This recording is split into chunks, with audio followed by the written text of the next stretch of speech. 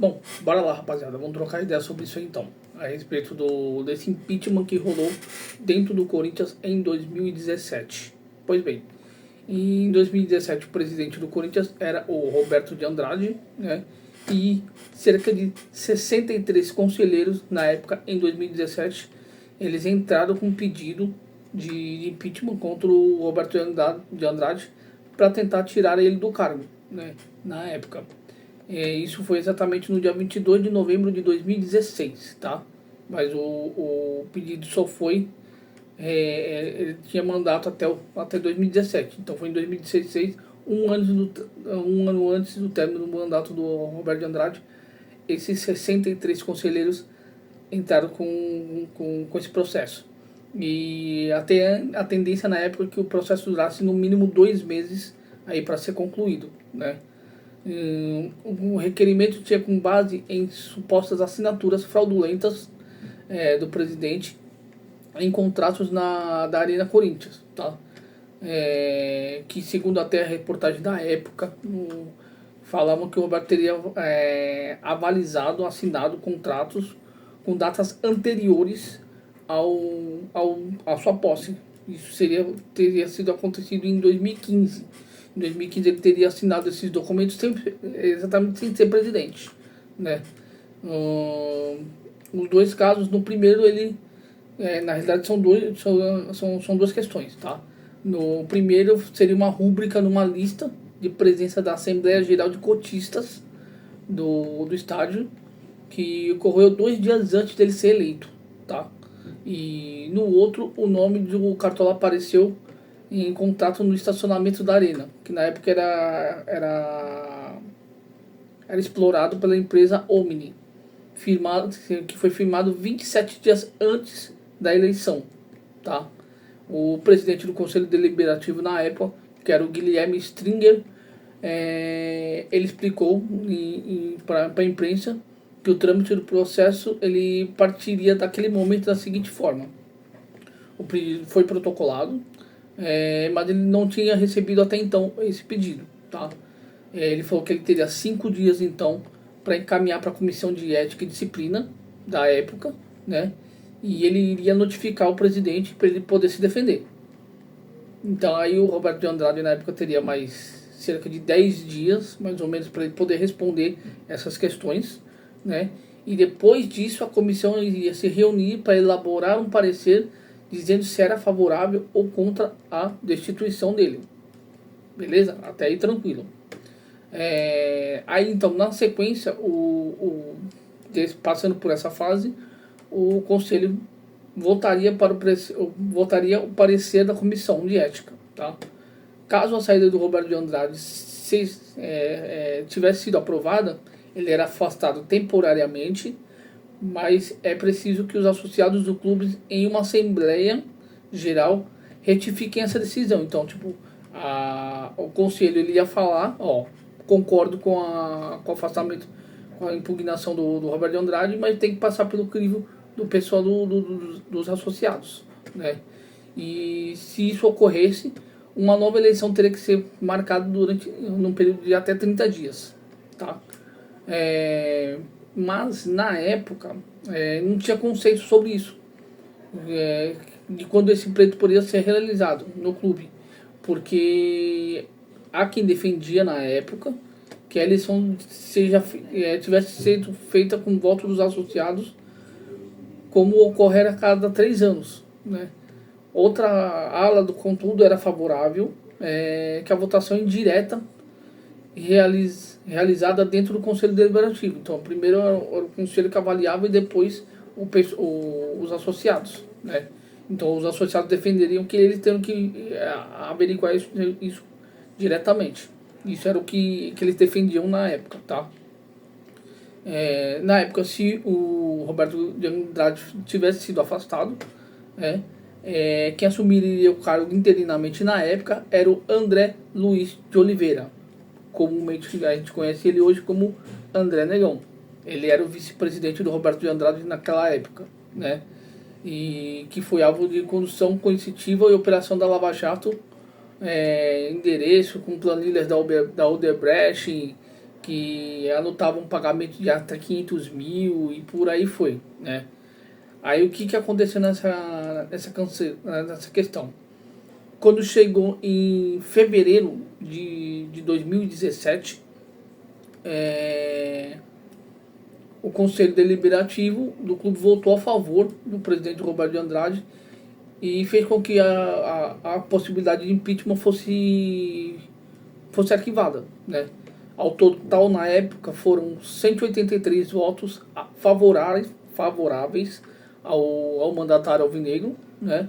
E 81 contrários. Então, a maioria acabou vencendo e optando para não ter o impeachment do Roberto de Andrade, né? O que, na realidade, se você for analisar bem essa história, a votação realmente, basicamente, não ocorreu. O que foi feito foi uma pré-votação indireta, tá? Dentro do Conselho Deliberativo, para ver se eles iriam realmente votar. Nessa votação indireta, deu que esses 183 votos, né? Então, você fala, não faz sentido a gente levar para frente. Então, simplesmente, o andamento do processo foi vetado, tá? Foi vetado e esse processo de restituição, ele tinha sido aberto no dia 22 de novembro, conforme eu comentei, com 63 assinaturas. Então ele teve contratos aí 63 mais 83, totalizando 83 assinaturas na época, né? E próximo ao presidente tinha o Paulo Garcia, que era presidenciável para 2018, que logo em seguida ia ter eleição também, né? E no meio desse processo ele alegou que o ex-presidente André Sanches, eles tinham aliados, tinham feito uma patota aí para tentar tirar ele, porque eles eram de oposição e tudo mais.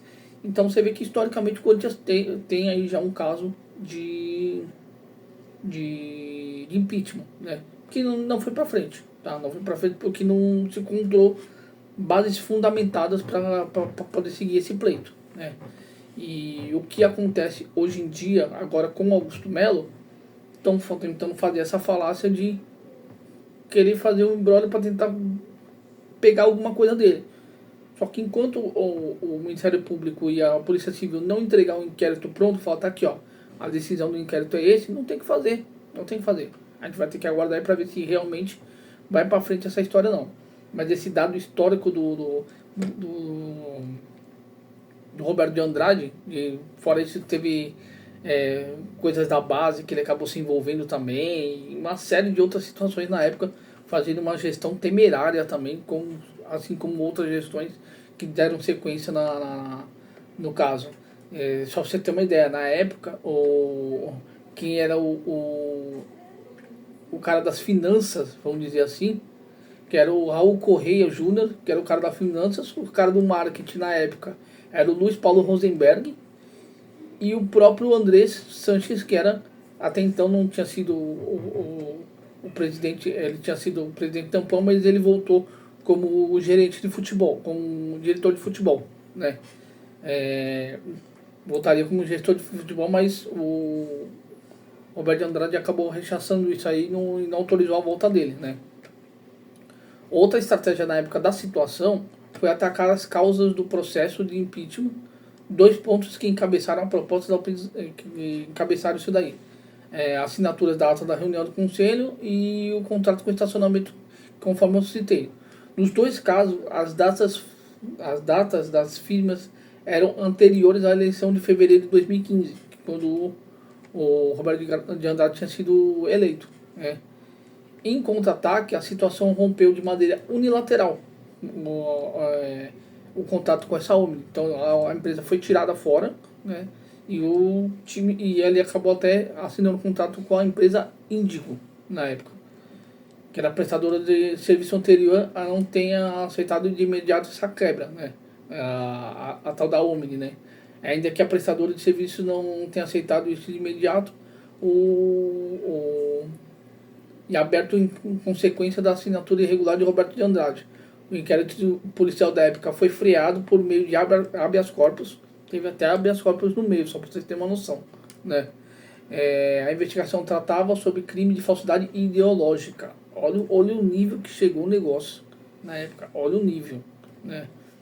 Em sua defesa, o Roberto de Andrade afirmou na época, com provas documentais, documentos, ele apresentou para o conselho, que as datas da assinatura fossem, ainda que fossem feitas em fevereiro de 2015, eles de fato só teriam sido colocadas no papel em abril, né? Somente em abril. E o presidente tratou as firmas como tipo, entre aspas, equívoco, né? Foi um equívoco que aconteceu de um processo administrativo, foi um erro administrativo. Foi o que foi alegado na época, né? Que acabou encerrando o processo. Porque eles achavam que teriam que retirar o Roberto de Andrade, porque ele poderia ocasionar prejuízos financeiros e até comerciais para o clube futuramente, né? Na época. Mas esse é um dado histórico interessante aí, né? Dessa questão do Corinthians já ter um histórico de impeachment. Anterior a isso, teve a época uma tentativa de impeachment também na época do Alberto Dualib, só que para ele não ser empichado, o Dualib entregou o cargo e saiu fora, né? Por questão de escândalos da MSI. Eu vou fazer um vídeo mais detalhado a respeito disso daqui, mas essa foi a história, um dado histórico que muitos corintianos mais recentes, eles não têm esse dado histórico que aconteceu no clube.